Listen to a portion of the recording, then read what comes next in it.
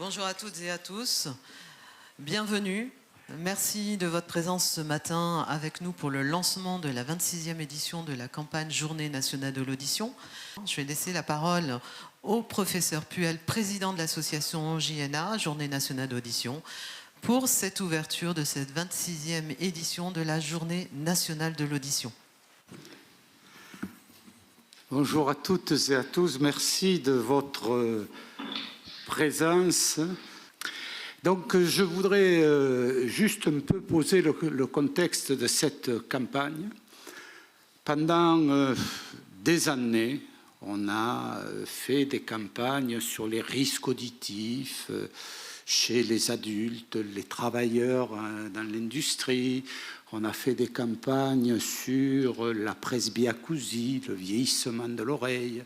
On a fait des campagnes récentes sur l'audition des adolescents, avec les écoutes dangereuses qui ont d'ailleurs été relayées dans des revues prestigieuses, où il y a un article de l'OMS qui montre qu'1,2 milliard d'adolescents ont des risques auditifs à cause des pratiques d'écoute. Et puis on s'est dit que finalement il y avait une classe d'âge dont on ne parlait pas, qui n'était pas ignorée, mais dont on ne parlait pas parce qu'on pensait qu'elle n'était pas exposée, parce qu'on pensait qu'il n'y avait pas de risque, etc. C'était les enfants de moins de 10 ans.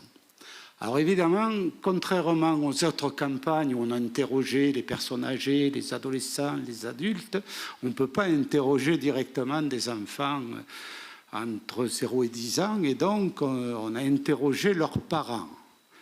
Et vous allez voir les résultats de l'enquête. Donc ce n'est pas une étude épidémiologique sur l'état de l'audition des enfants, mais c'est une enquête au travers des réponses des parents. Et il y a des chiffres qui explosent, qui sautent aux yeux. Les parents consultent des médecins parce que leurs enfants ont des sifflements. 1,3 million.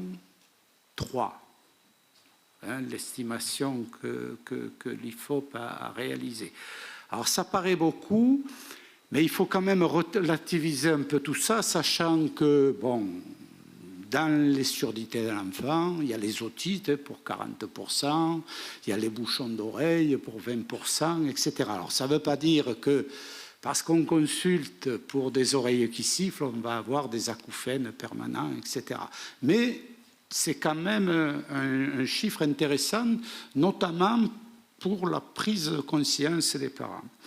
Dans ces enfants qui consultent, on en a 600 000 pour qui le médecin a diagnostiqué une surdité moyenne ou sévère.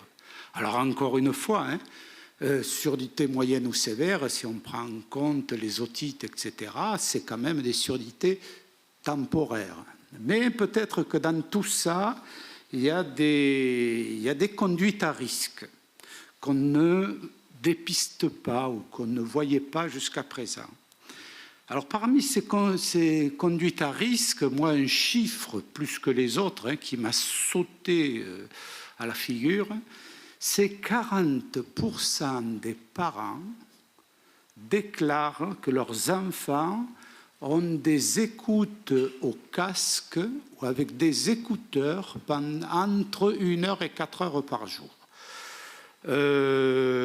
Bon, je ne suis pas un ayatollah du son, mais voilà, je ne sais pas si c'est très raisonnable pour des enfants de moins de 10 ans d'écouter un casque ou de la musique ou des émissions au casque entre 1 heure et 4 heures par jour. C'est d'autant plus insidieux que l'oreille des enfants, ça c'est connu, là il y a toute une littérature scientifique là-dessus, l'oreille des enfants est bien plus fragile que celle de l'adulte. Ça veut dire qu'un son qui pour un adulte n'est pas traumatique peut pour un enfant l'être. Donc toutes les normes qui ont été faites chez l'adulte, ne pas s'exposer plus de 8 heures par jour à 80 décibels, sont caduques chez l'enfant dans la mesure où il a une oreille bien plus fragile que l'adulte. Alors évidemment, s'il y a des pratiques à risque, bien sûr, on ne va pas avoir comme ça, du jour au lendemain, des pertes auditives. Mais par contre, abuser des sons sur une oreille fragile, c'est entamer le capital auditif et c'est entrevoir une presbyacousie précoce, c'est-à-dire que si on maltraite l'oreille des enfants, mais cette oreille vieillira précocement. Alors que faire ? Que faire, c'est le rôle de notre association, c'est informer et c'est prévenir. C'est les leitmotifs de la Journée nationale de l'audition. Et vous verrez que dans l'enquête, un parent sur deux estime ne pas être assez informé sur les risques auditifs. On est au niveau de l'autisme. Il ne faut pas dire, l'autisme, on n'est pas très informé. Alors, on est surinformé sur le Covid, on est surinformé sur le réchauffement climatique, mais on est très peu informé sur les risques auditifs. Le deuxième point que je veux souligner, c'est que, très bien, en 2014, on a une loi pour dépister les enfants à la naissance, voir s'ils sont sourds ou non, c'est formidable. Sauf que, une fois sortis de la maternité, on n'a plus de dépistage systématique de l'audition chez l'enfant. La médecine scolaire, à part quelques rares exceptions, la médecine scolaire ne s'intéresse pas à l'audition. Alors elle s'intéresse à la vision, on vous fait des tests de vision, mais moi j'ai mes 3 enfants, on n'a jamais testé leur audition.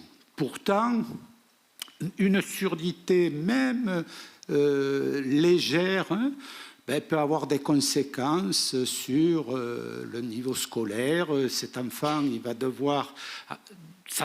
le fait de moins entendre, il va se fatiguer, il va être plus attentif et à la fin de la journée, voilà, il sera plus fatigué, il sera plus énervé, etc. Donc ça, c'est quand même important que l'audition des enfants et même des adolescents plus tard, et même, même chez l'adulte, soit dépistée régulièrement, ce qui n'existe pas. Et vous verrez que pour finir, je ne suis pas le seul à penser ça. Les 3/4 des parents considèrent que l'audition devrait être une cause nationale. Alors juste pour conclure mon introduction, je crois que cette campagne, elle est bien dans le profil de notre association, qui est l'audition pour tous. Quand je dis pour tous, on avait négligé jusqu'à présent les enfants.